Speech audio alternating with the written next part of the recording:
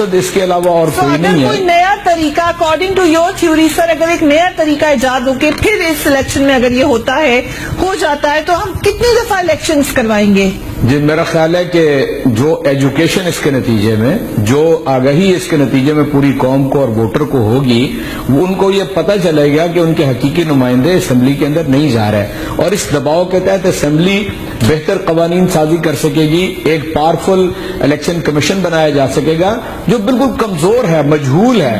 ہم مثال دیتے ہیں ہمارے ہمسایہ ممالک کی، تو کبھی آپ نے دیکھا کسی نے ان کے انتخاب کی طرف انگلی اٹھائی ہو؟ بڑے بڑے لوگ ہار جاتے ہیں، بڑی بڑی پارٹیاں ہار جاتی ہیں، جن کی حکومتیں ہوتی ہیں وہ صوبائی انتخاب ہار جاتے ہیں.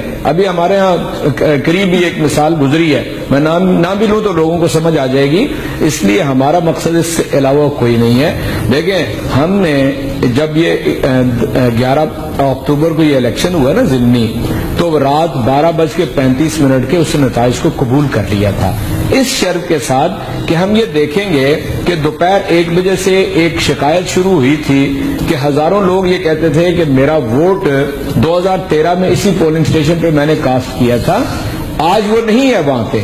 تو ہم نے اس کو اپنے طور پہ اسے پروب کیا، اس کی پوری تحقیق کی، تو اندازہ یہ ہوا کہ یہ ہزاروں ہیں، کوئی چند نہیں ہے، کوئی 23,000 ووٹ ایسا ہے کہ جو باہر سے اندر آیا ہے اور اندر سے باہر گیا ہے.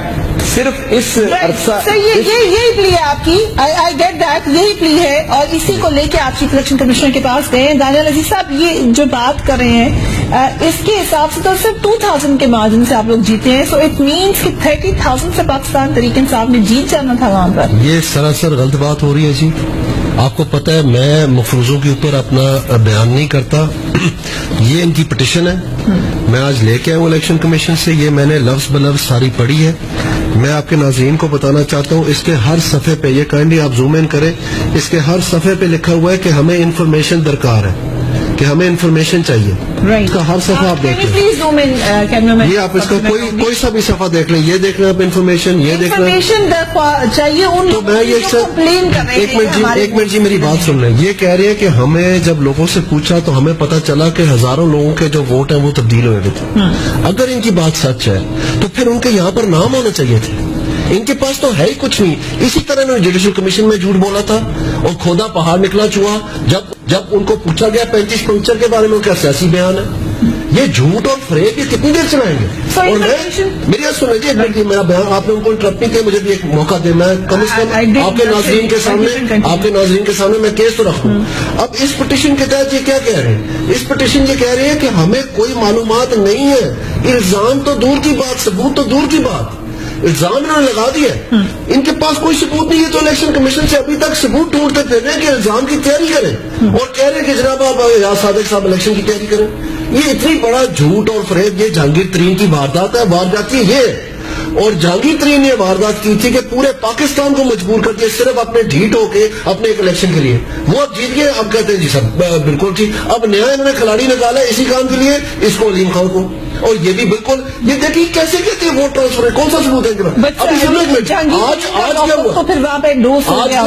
آج کیا ہوا جی؟ آج الیکشن کمیشن میں انہوں نے اپنے کچھ دوستوں کا یہ دیکھے کہ ہمارے کیس میں جان ہی کوئی نہیں ہے، کیونکہ 19A کے تحت یہ تو ٹریبیونل میں جانا. 19A کانسٹیٹیوشن میں فریڈم آف انفارمیشن لکھا ہوا ہے کہ آپ فریڈم آف انفارمیشن اس لا کے تحت مانگے. اس کا کون سا لا ہے؟ Election tribunal representation of people act. تو اس لیے یہ جھوٹ اور فریب پہ ایک ڈنگ رچایا ہوا ہے انہوں نے. اب انہوں نے نئی درخواستیں دلوا دی کچھ لوائقین سے کہ جی ہم بھی بڑے مجبور ہیں، پہلے تو نہیں تھی. آج الیکشن کمیشن نے یہ کہا کہ جی یہ جو آپ لے آئے نئی درخواستیں یہ اپنا کیس رچانے کے لیے، ان کا بھی وہی ہم کٹھے سنیں گے، نہیں جی علیحدہ سنیں، تاکہ یہ بات لنگر آن ہو، ان کا پول کھل نہ جائے.